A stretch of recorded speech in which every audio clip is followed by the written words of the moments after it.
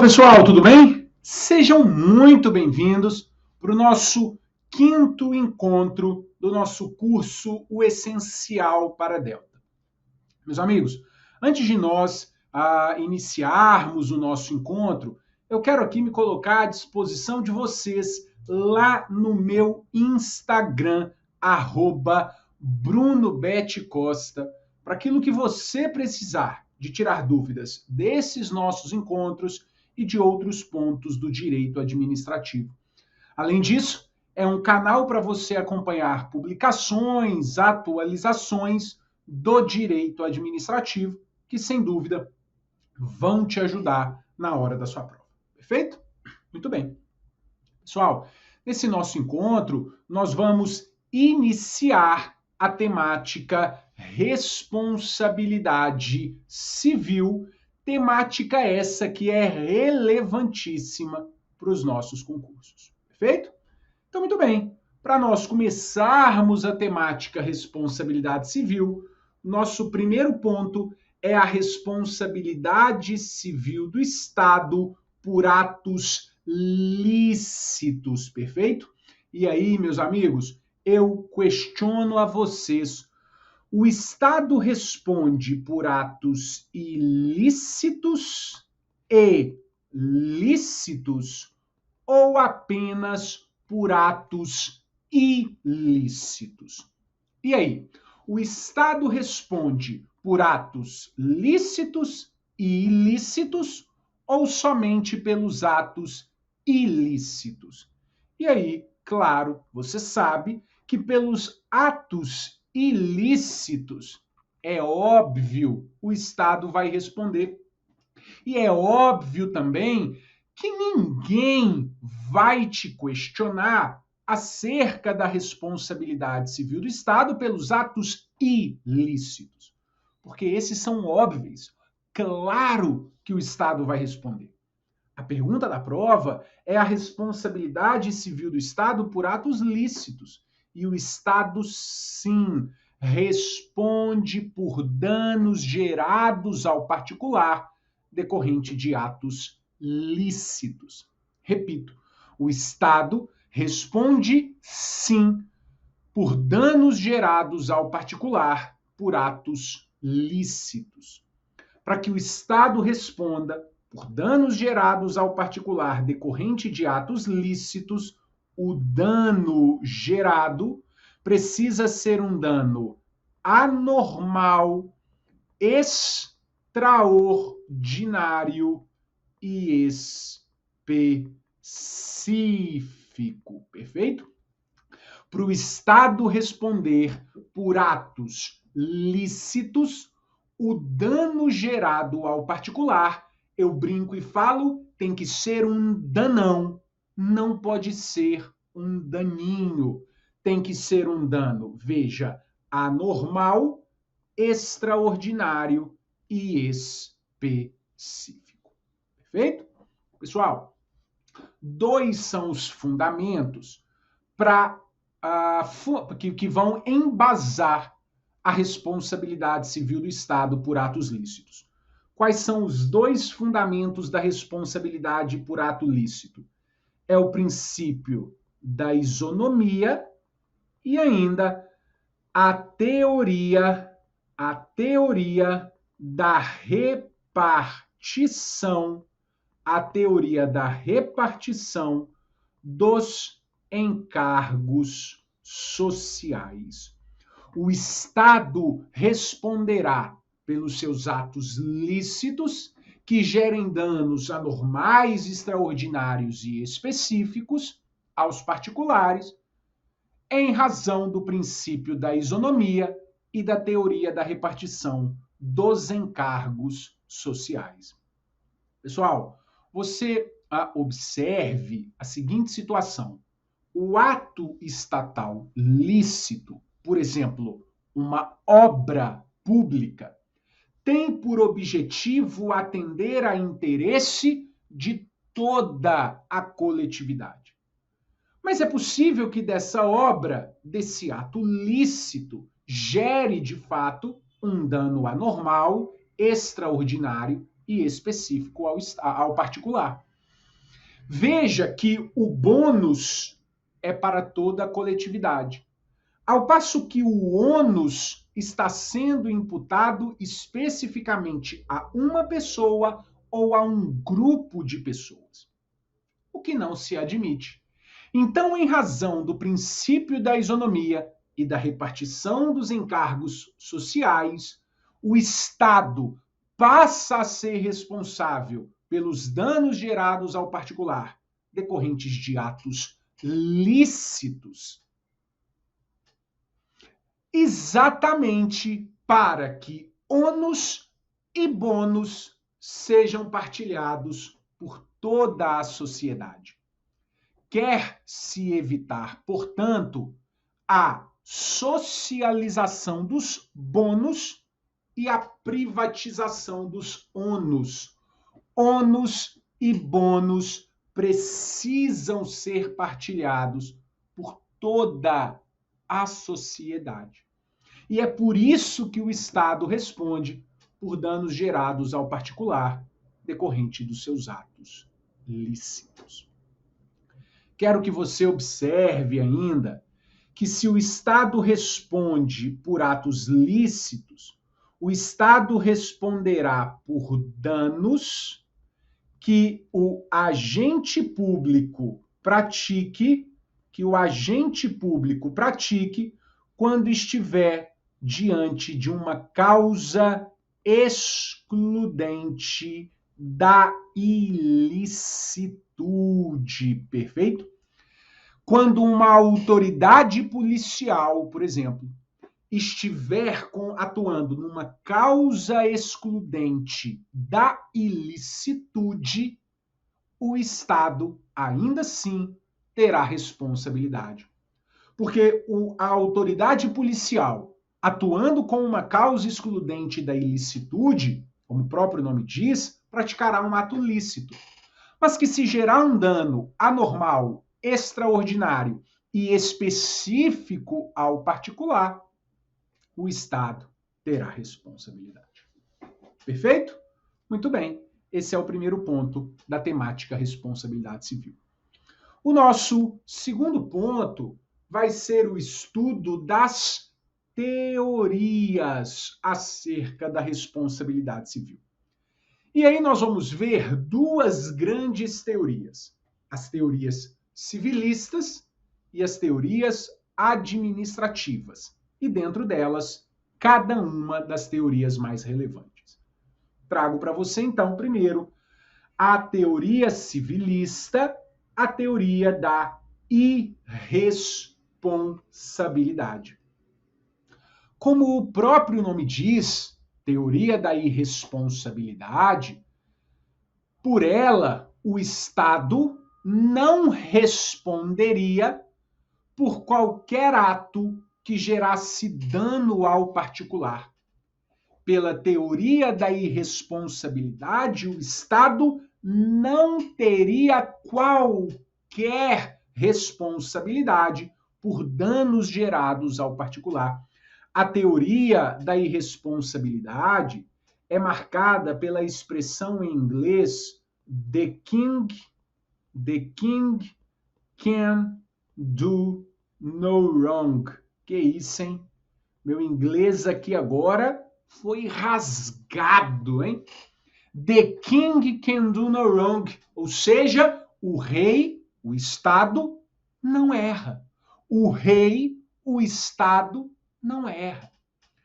A teoria da irresponsabilidade, meus amigos, nunca vigorou no Brasil.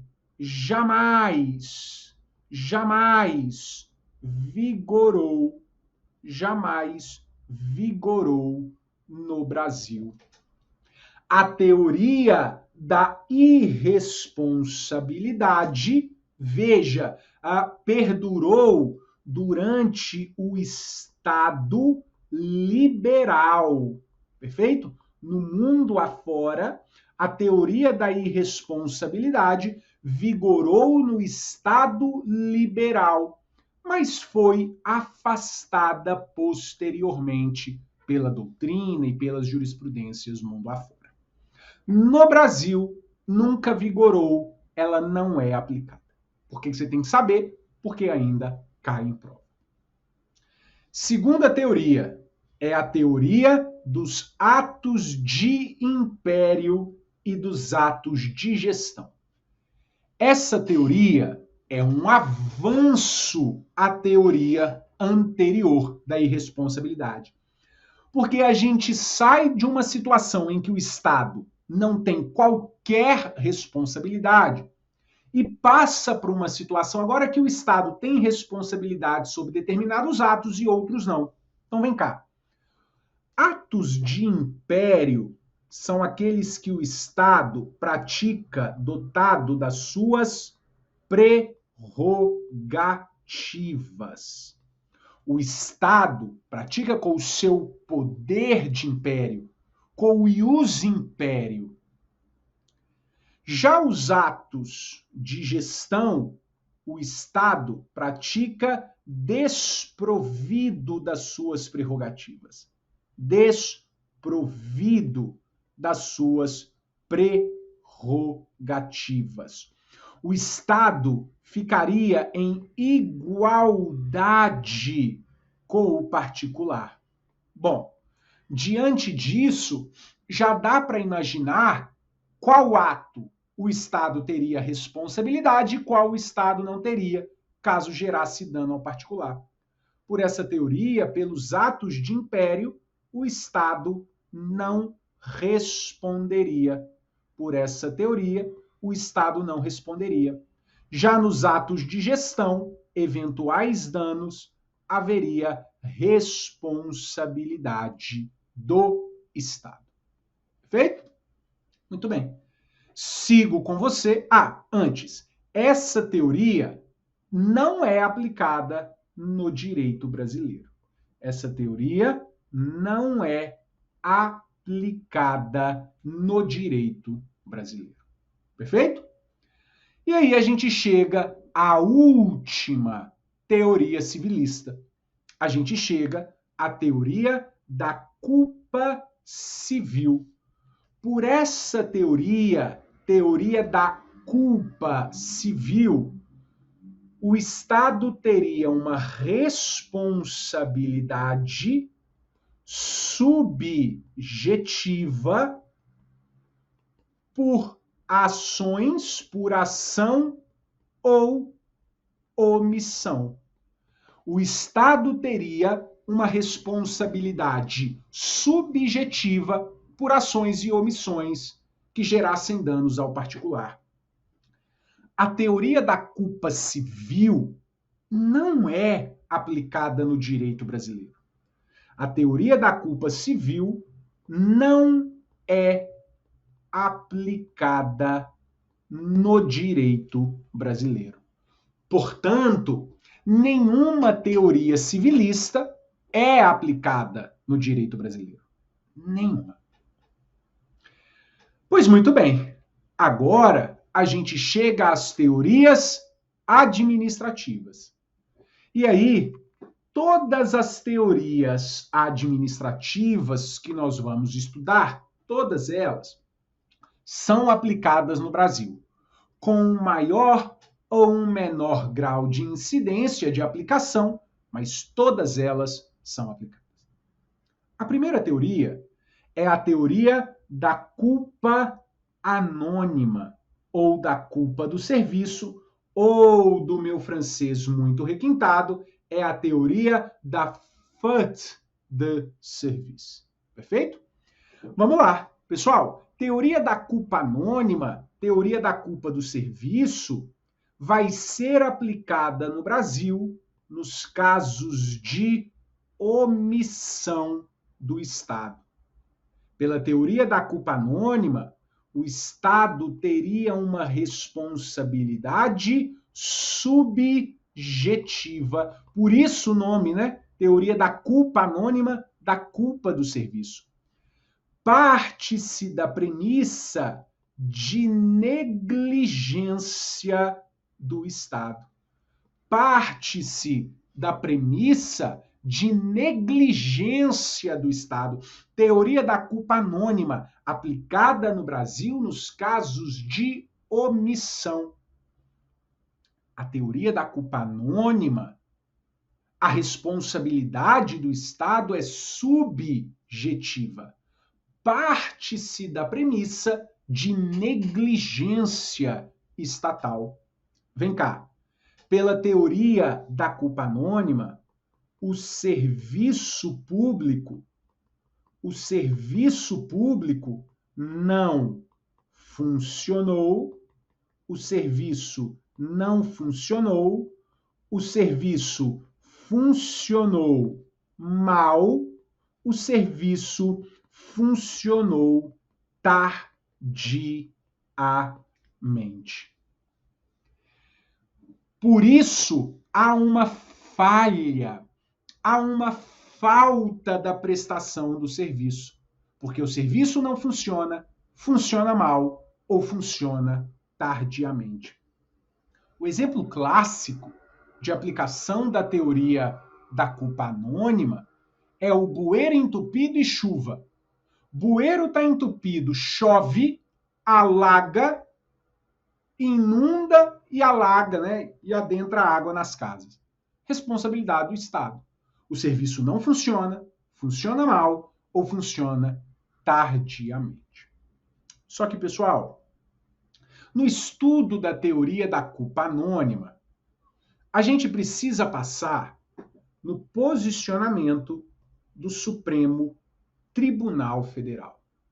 O STF diferencia a omissão genérica, o STF diferencia a omissão genérica da omissão específica. De modo que a omissão genérica é essa regulada pela teoria da culpa anônima. A omissão genérica é a regulada pela teoria da culpa anônima. A omissão genérica, a responsabilidade, de fato, será subjetiva. Já na omissão específica, veja, a teoria que regula é a teoria do risco administrativo. A responsabilidade, portanto, será uma responsabilidade objetiva. E a omissão específica, o Estado está na figura de garante. Na omissão específica, o Estado está na figura de garante. São relações para as quais o Estado tem um dever de guarda, tem um dever de proteção especial. Vai ser a omissão específica o tema que nós vamos estudar lá na relação de custódia. Pessoas e bens para as quais o Estado tem um dever de guarda, tem um dever de proteção especial. Então, muito cuidado com isso, perfeito? Muito cuidado com esse tema. E aí, eu digo a você ainda o seguinte: a omissão genérica também ganha o nome de omissão imprópria. E a omissão específica, a omissão própria. Então, se cair na sua prova omissão própria, saiba que a responsabilidade é objetiva. Omissão própria, a responsabilidade objetiva. Omissão imprópria, a responsabilidade vai ser subjetiva. Feito? Teoria da culpa anônima. Vamos caminhar. E aí agora a gente chega à teoria do risco integral.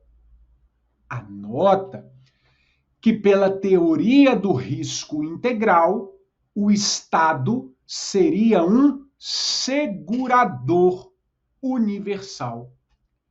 Pela teoria do risco integral, o Estado seria um segurador universal. O Estado responderia por todo e qualquer dano gerado ao particular.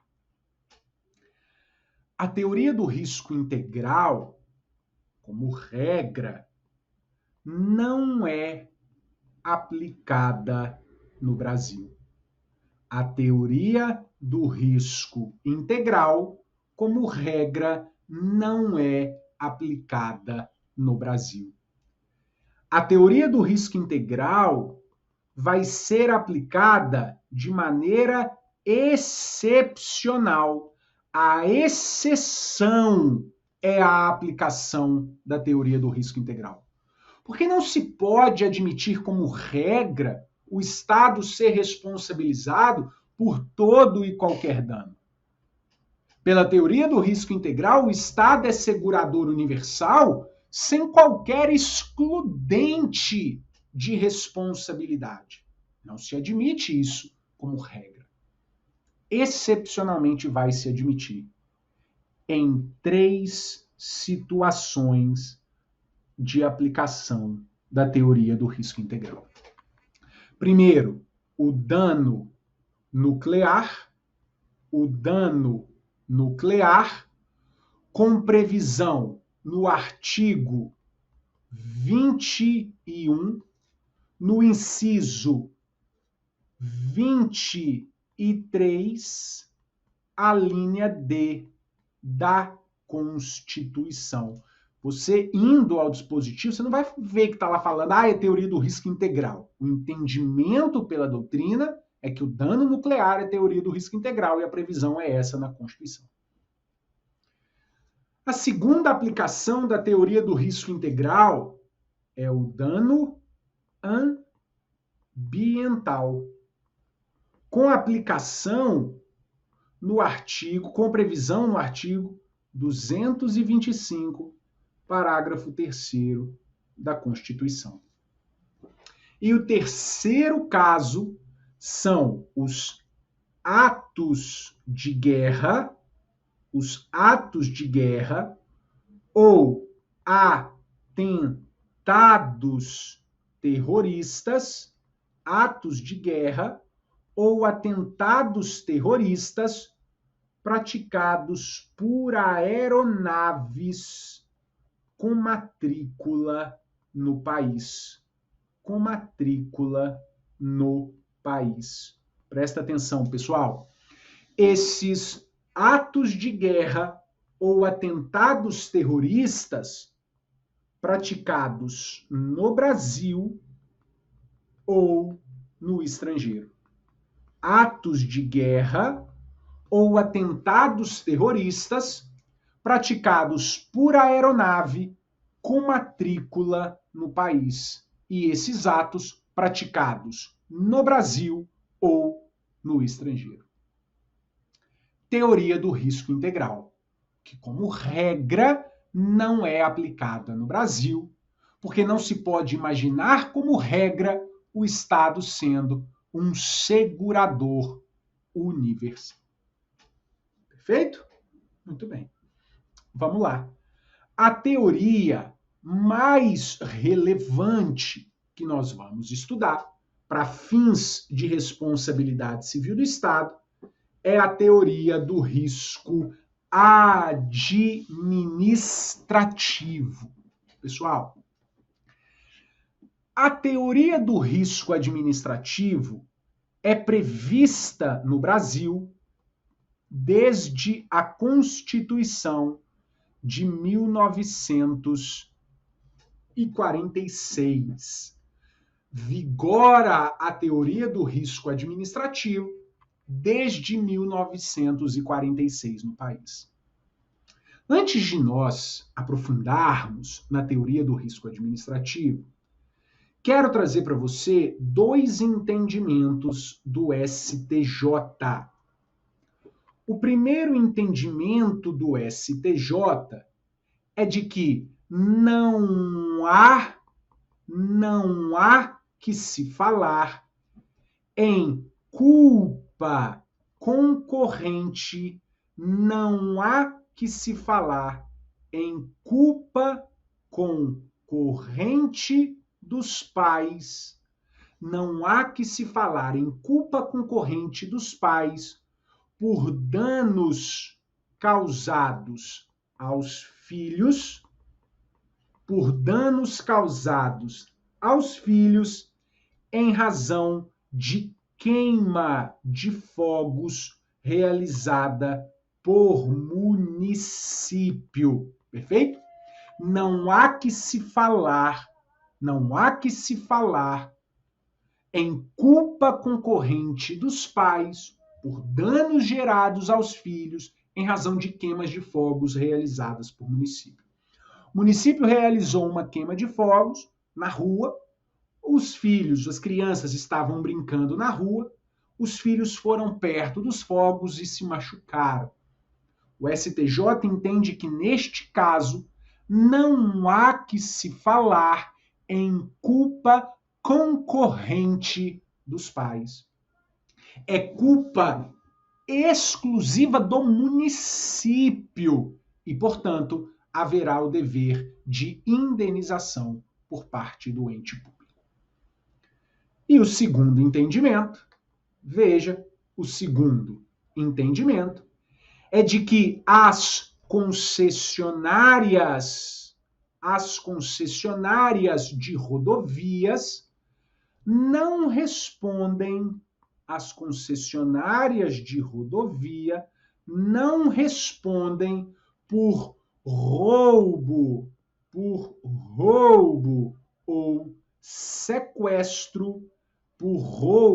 ou sequestro, que tenha ocorrido no âmbito da concessionária. De acordo com o STJ, o roubo, o sequestro, que usa, claro, a arma de fogo, é capaz de romper o nexo causal e o Estado não ser responsabilizado. Na verdade, a concessionária não ser responsabilizada. Bom, pessoal, eu trago primeiro essas duas jurisprudências para nós falarmos que a teoria do risco administrativo, nós temos as chamadas causas excludentes de responsabilidade do Estado. E aí a gente volta à teoria do risco administrativo.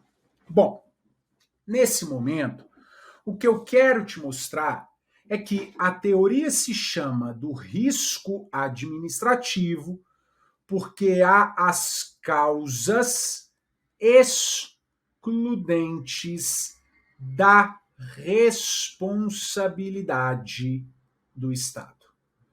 Teoria do risco administrativo se chama teoria do risco administrativo porque há causas excludentes da responsabilidade do Estado. Três são as causas excludentes da responsabilidade. Quais são elas? Primeiro, é a culpa exclusiva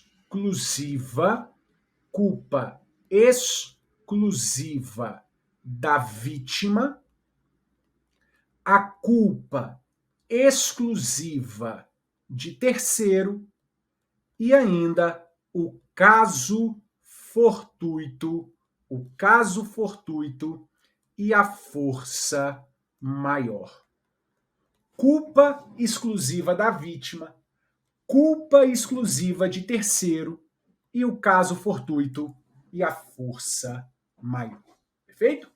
Essas são as causas excludentes de responsabilidade que vão romper o nexo causal, que rompem o nexo causal. Perfeito?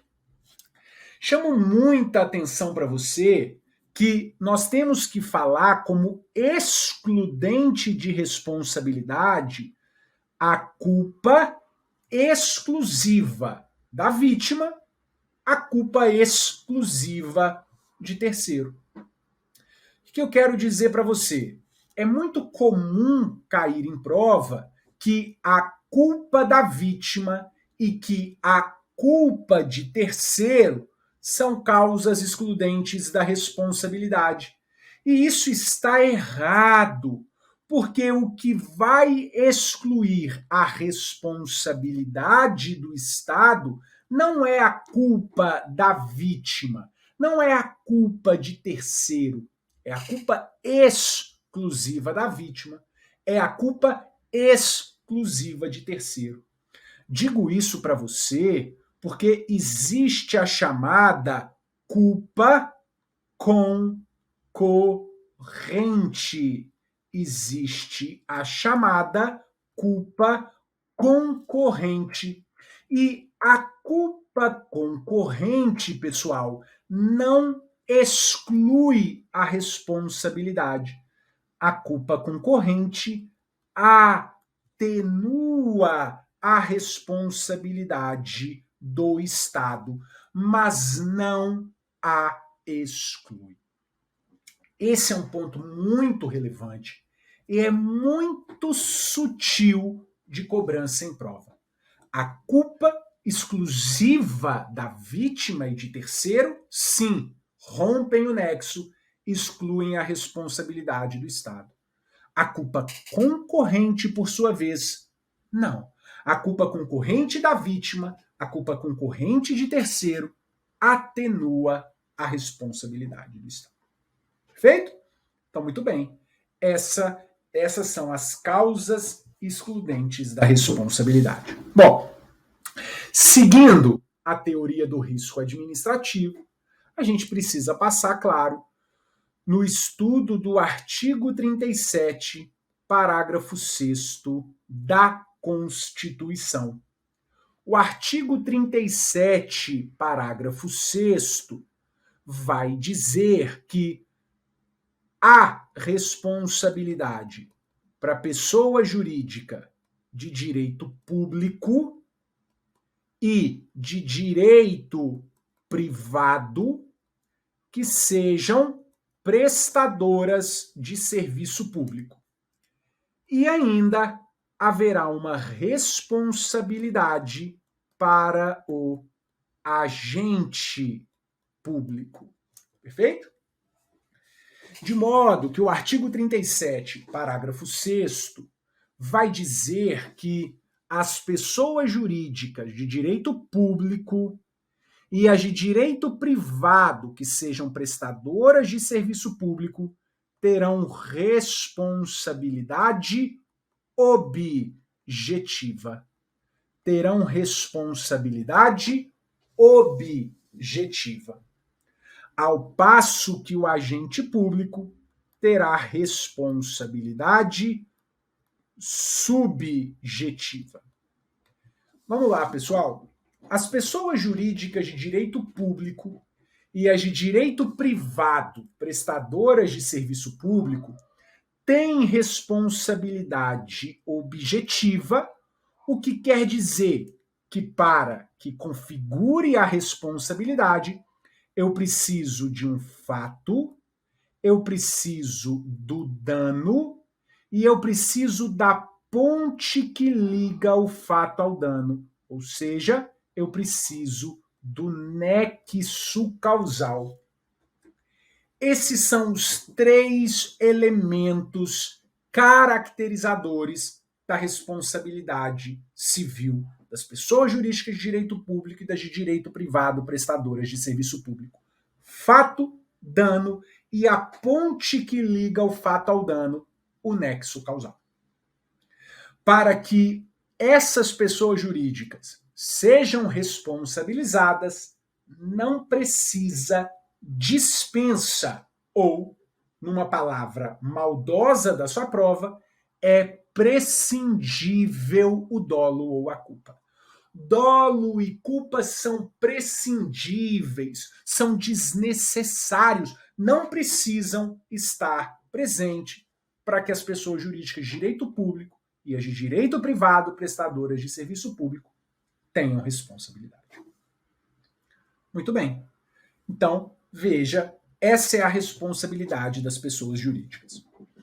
Agora, veja que o agente público, por sua vez, a responsabilidade é subjetiva, porque além do fato do dano e do nexo, eu preciso do dolo e ou da culpa, né? Ou eu preciso do dolo ou da culpa. Para que haja responsabilidade do agente público, além do fato, além do dano, além do nexo, eu preciso ainda de dolo ou culpa do agente público. A redação do 37, parágrafo 6º, fala que as pessoas jurídicas de direito público e as de direito privado prestadoras de serviço público respondem pelos danos que os seus agentes nessa qualidade. Muito cuidado.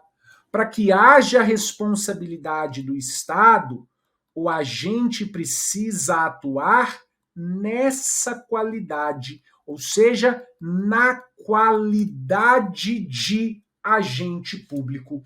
Então, portanto, ele precisa ter um elemento que o vincule ao Estado, que o vincule à pessoa jurídica ou de direito público ou de direito privado, prestadora de serviço público. Perfeito? Então, veja, na teoria do risco administrativo, nós já falamos as causas excludentes de responsabilidade, falamos do 37, parágrafo 6º, responsabilidade ob, responsabilidade sub. O que eu preciso ainda tratar com você? Dentro da teoria do risco administrativo, a gente precisa estudar a teoria da dupla garantia. Dentro da teoria do risco administrativo, a gente precisa estudar ainda a teoria da dupla garantia, que, como o próprio nome diz, vai trazer duas garantias. A primeira garantia é a garantia para a vítima e a segunda garantia, a garantia para o agente público. Muito bem. Qual a garantia que a vítima possui? A garantia que a vítima possui é de ajuizar a ação contra a pessoa jurídica, seja ela de direito público ou de direito privado prestadora de serviço público, aquela que o caso concreto estabelecer. Qual é a garantia que a vítima tem? Pessoal, ao ajuizar contra a pessoa jurídica, a vítima não precisa provar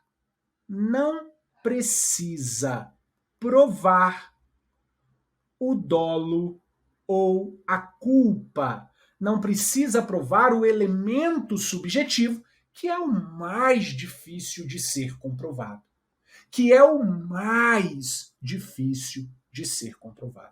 Ela precisa provar fato, dano e nexo, e não precisa comprovar o dolo ou culpa. Essa é a grande vantagem de se ajuizar a ação contra a pessoa jurídica. Agora, há uma desvantagem, porque ajuizando a ação contra o Estado, a vítima vai ter que receber por precatório, ao passo que se ajuizasse contra o agente, ela receberia em dinheiro, mas não pode, de acordo com a teoria da dupla garantia. Chama atenção que, por sua vez, o agente público, a garantia que a ele é assegurada é ser responsabilizado em ação de regresso. Em ação de regresso, caso comprovado o dolo ou caso comprovada a culpa.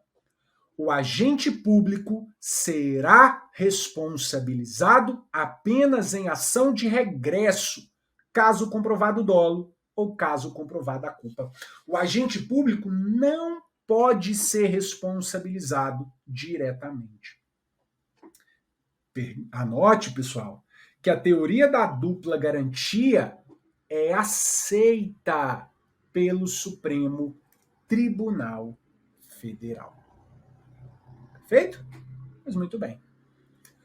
Continuo com você, ainda na teoria do risco administrativo, e agora falo para você da responsabilidade das pessoas jurídicas de direito privado prestadoras de serviço público.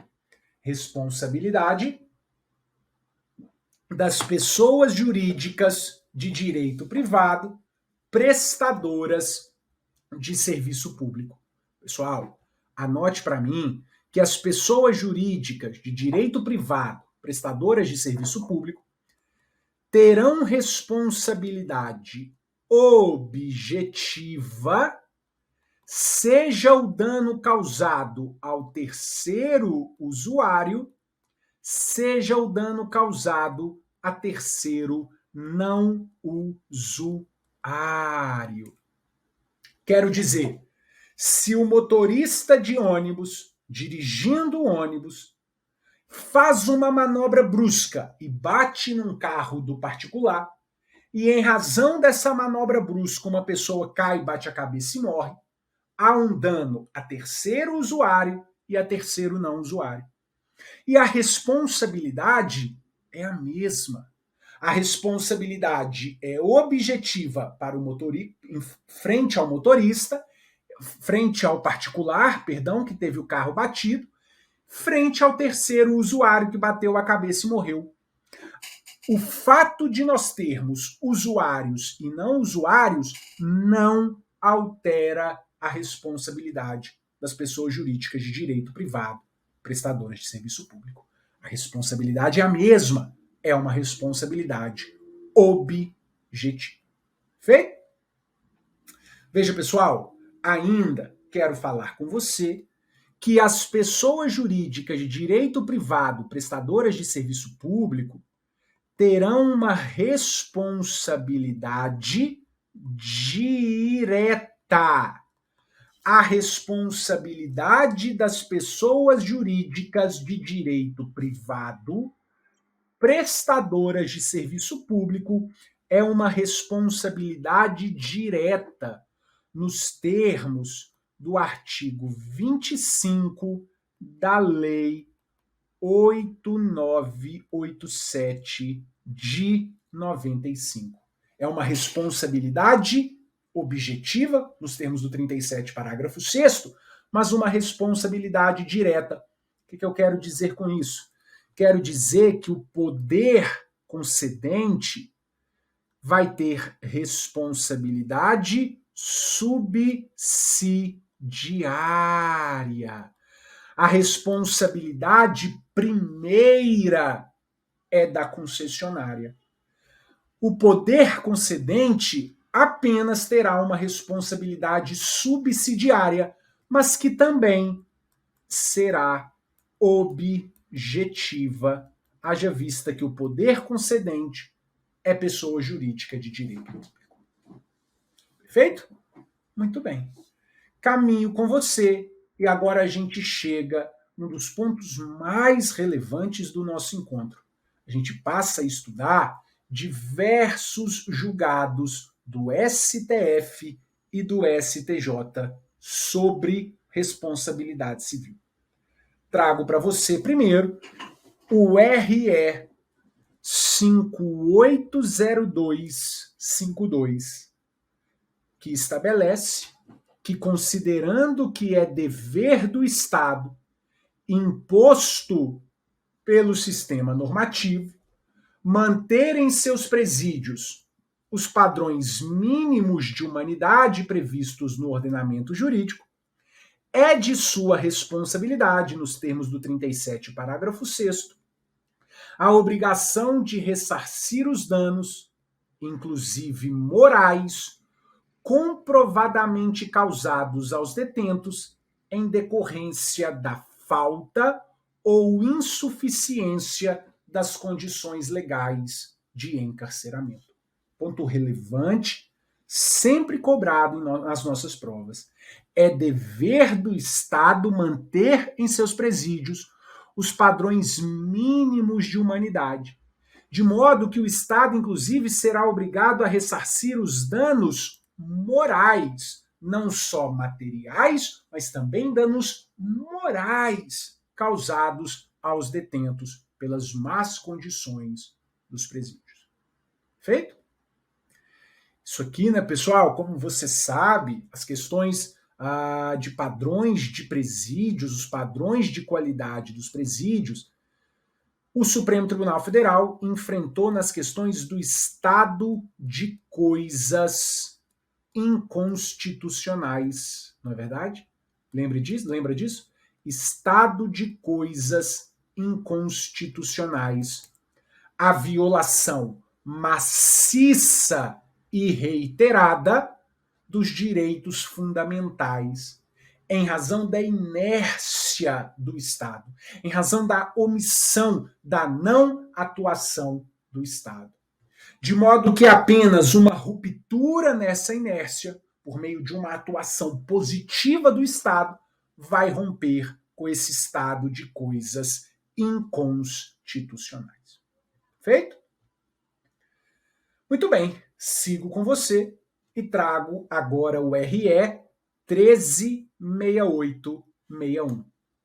De acordo com o STF, para que fique caracterizada a responsabilidade civil do Estado por danos decorrentes do comércio de fogos de artifício, é necessário que exista a violação de um dever jurídico específico de agir, que ocorrerá quando for concedida a licença para funcionamento sem as cautelas legais, ou quando for de conhecimento do poder público eventuais irregularidades praticadas pelo particular. Pessoal, aqui é um outro exemplo da aplicação da omissão específica, consequentemente uma responsabilidade objetiva do Estado.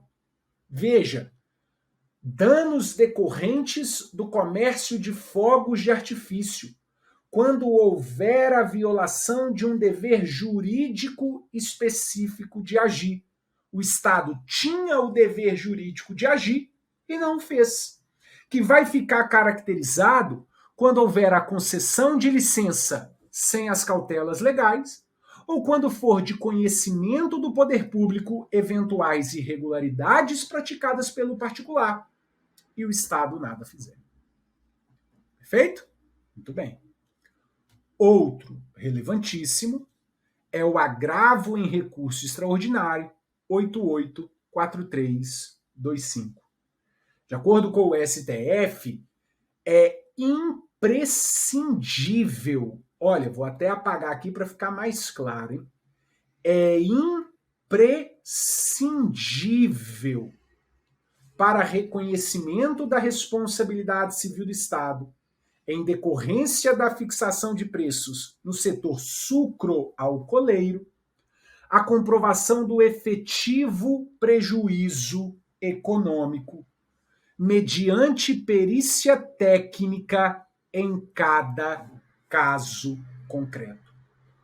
Para que haja responsabilidade civil do Estado em razão da fixação de preços no setor sucroalcooleiro, é necessário, é imprescindível, é preciso ter comprovação do efetivo prejuízo econômico, que vai ser comprovado mediante perícia técnica. Perfeito? Muito bem. Sigo com você e trago agora o RE 662405. De acordo com esse RE, o Supremo Tribunal Federal fixou o entendimento de que o Estado responde subsidiariamente por danos materiais causados a candidato em concurso, organizado por pessoa jurídica de direito privado, quando os exames são cancelados por indícios de fraude. A responsabilidade do Estado, nesse caso, é uma responsabilidade subsidiária.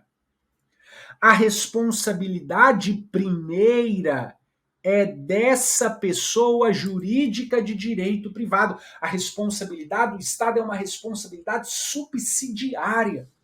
A responsabilidade primeira é da pessoa jurídica de direito privado que organizou o concurso.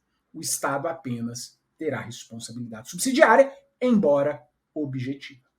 Perfeito? Sigo com você e agora trago o RE 10.27.633.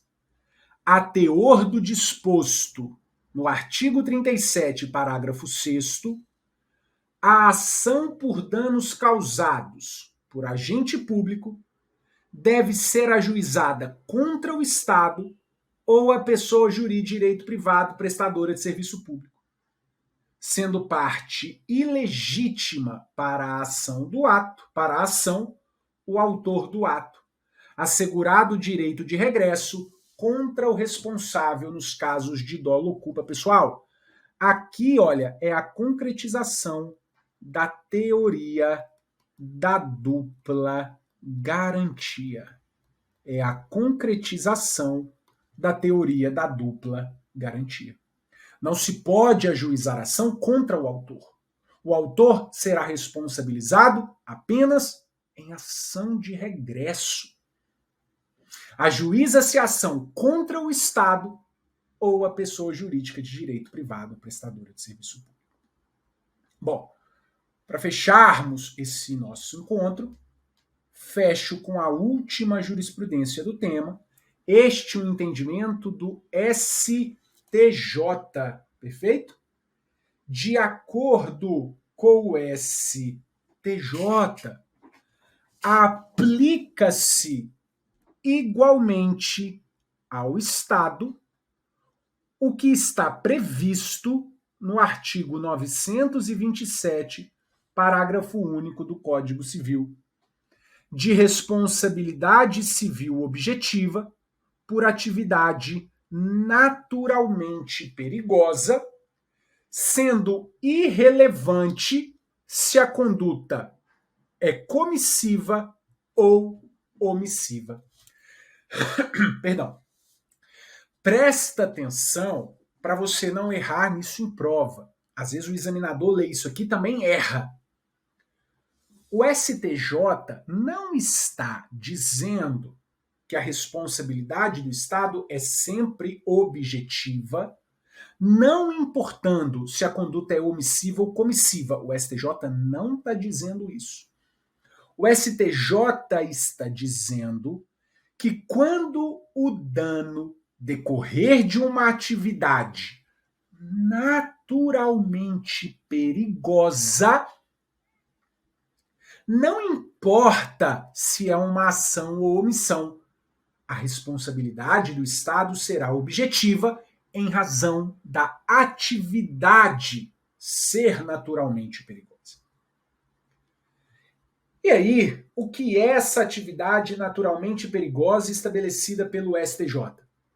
Incluem-se entre as atividades de risco, por sua natureza, as desenvolvidas em edifícios públicos, estatais ou não, como instituição prisional, manicômio, delegacia de polícia, fórum, com circulação de pessoas notoriamente investigadas ou condenadas por crimes, e aquelas outras em que o risco anormal se evidencia por contar o local com vigilância especial ou ainda com sistema de controle de entrada, detecção de metal por meio de revista eletrônica ou pessoal. Então, aí, nesses casos, danos gerados a particulares, nesses casos, a responsabilidade é objetiva, pouco importando se a responsabilidade do Estado, pouco importando se a atuação do Estado foi omissiva ou comissiva. Perfeito? Bom, na nossa próxima aula, nós vamos iniciar o tema com esta teoria. A teoria da interrupção do nexo causal, da causalidade direta e imediata. Aí nós vamos fechar a temática responsabilidade civil do Estado e iniciar a temática de poderes administrativos. Feito? Então é isso, meus amigos. Grande abraço.